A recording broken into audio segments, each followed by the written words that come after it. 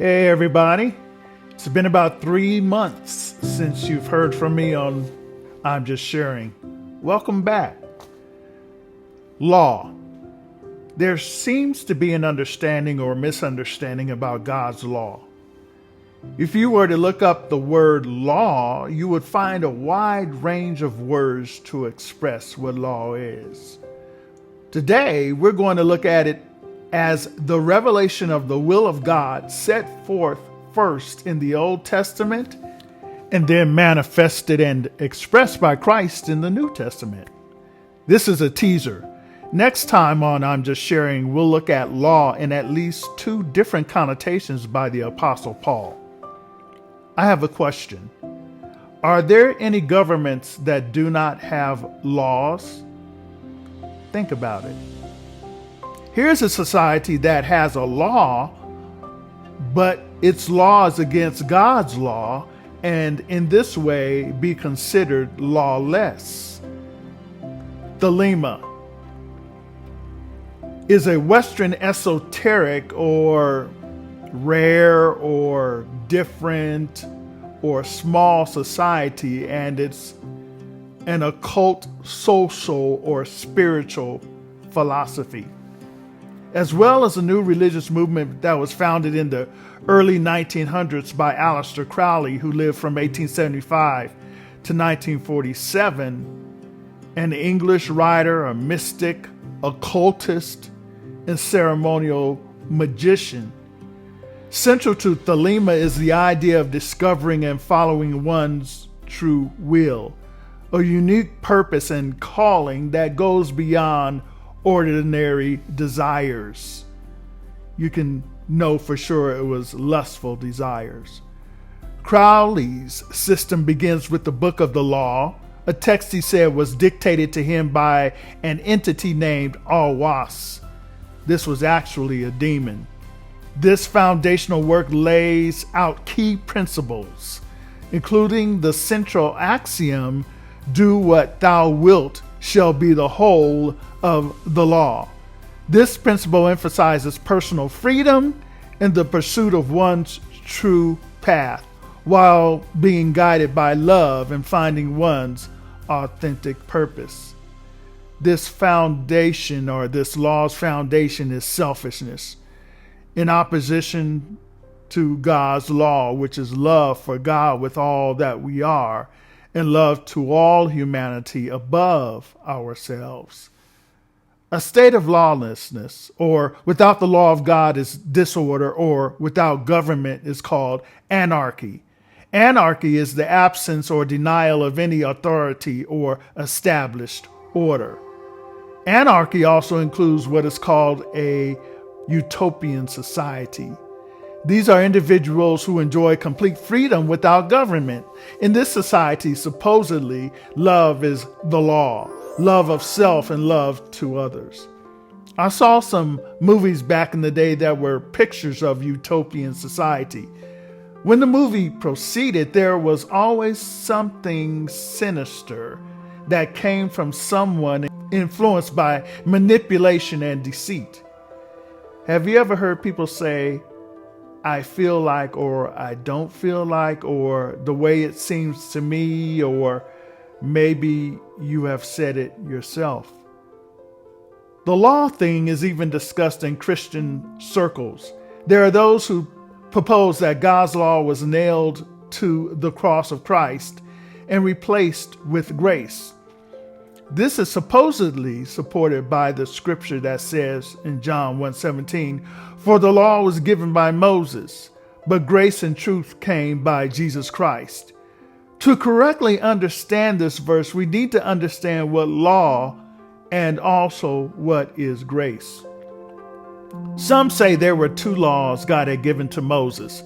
Others say there were 3 laws. All the laws that Moses gave to the people were given by God to Moses on the mountain when Moses spent time with God. That was Mount Sinai. Let's take a look. In the books of Exodus, Leviticus, Numbers, and Deuteronomy, we see laws regarding the government of the children of Israel. First, the foundation of all laws were the 10 Commandments, which were written by the finger of God on 2 tables of stone. This is what is called the moral law. The first 4 commandments express love to God with everything that we are and what it looks like. The second table of 6 commands explain what love to our fellow humans looks like. The other laws were the principles, practical applications of the moral law.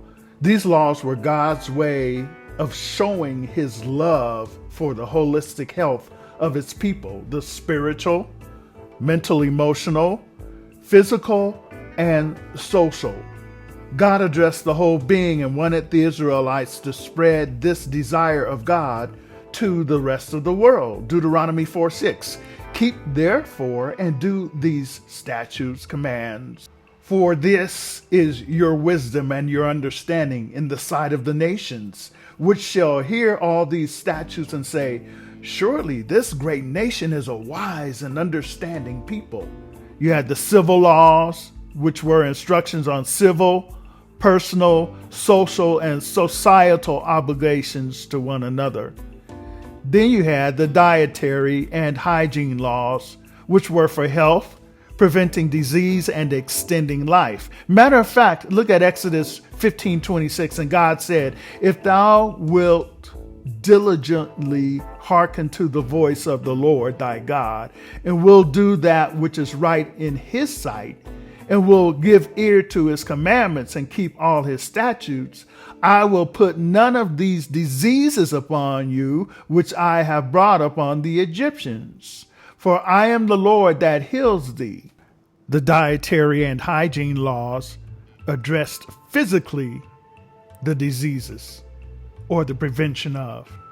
And finally, the ceremonial laws having to do with sanctuary, its ceremonies, which when studied and understood, aids us in understanding Christ and the plan of salvation.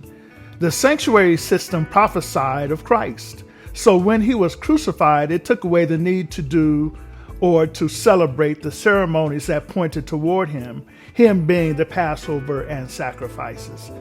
This is what Colossians 2:14 is speaking of, blotting out the handwriting of ordinances that was against us, which was contrary to us, and took it out of the way, nailing it to the cross. This verse is also speaking of how the law of God in general was against us, because the law, the moral law, condemns us. When Christ became our sacrifice as us, he paid the penalty of sin, which is disobedience to God's law that we had hanging over our heads. Christ's life, sacrifice, and now intercessory ministry gave him the right to gift us grace. Christ announced in Matthew 5:18, for verily I say unto you, till heaven and earth pass, one jot or one tittle shall in no wise pass from the law till all be fulfilled. That's his moral law. Heaven and earth have not passed away, so the law, the moral law, is still in place, and its principles were there before it was even written by God on the tables of stone. The law expresses God's character, thoughts, and feelings. God never changes, and who he is has always been and will always be. So, what is grace? We mainly hear grace is unmerited or undeserved favor. It is that, but God's grace is a whole lot more. Jude 1:4, for there are certain men crept in unawares who were before of old ordained to this condemnation, ungodly men turning the grace of our God into lasciviousness and denying the only Lord God and our Lord Jesus Christ. The word lasciviousness in this verse is the word lawlessness, meaning these men were saying that because of grace there is no need for the law. In 2 Corinthians 12:9, the Apostle Paul explains what the grace of God did for him. And Christ said unto me, my grace is sufficient for thee, for my strength is made perfect in weakness. Most gladly, therefore, will I rather glory in my infirmities, that the power of Christ may rest upon me. You hear, Paul? The grace is the power of God giving him strength to overcome his weaknesses and infirmities. In other words, this grace was the Holy Spirit within, giving him power to have victory over Satan and his attacks and the temptations. Grace has many descriptions in the scriptures, but foundationally, it's the gift of the Holy Spirit. As a child, I liked cartoons. One, it was pretty silly, was Popeye the Sailor Man. He loved this malnourished woman named Olive Oil. There was this unfriendly, pompous, strong, dark-haired, unhandsome character called Bluto. He was always showing up kidnapping Olive Oil. Bluto was much, much stronger than Popeye. There was one interesting thing that Popeye would say about himself. He'd say, "I am what I am." Anyway, when he would go to rescue Olive Oil, in his weakness, he would get in a bind and be captive himself. I don't know how, but somehow a can of spinach was nearby or would show up in his pocket or in a pile of rubbish or dropped out of the sky. I don't know. Once he popped the can of spinach open and ate the contents with one gulp, he had the power of Superman to conquer Brutus and rescue Olive Oil.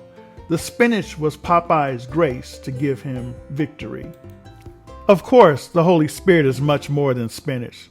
God's omnipotence is what is made available to us in our battles against sin and the evil supernatural Bluto, the one who kidnapped us away from our relationship with God.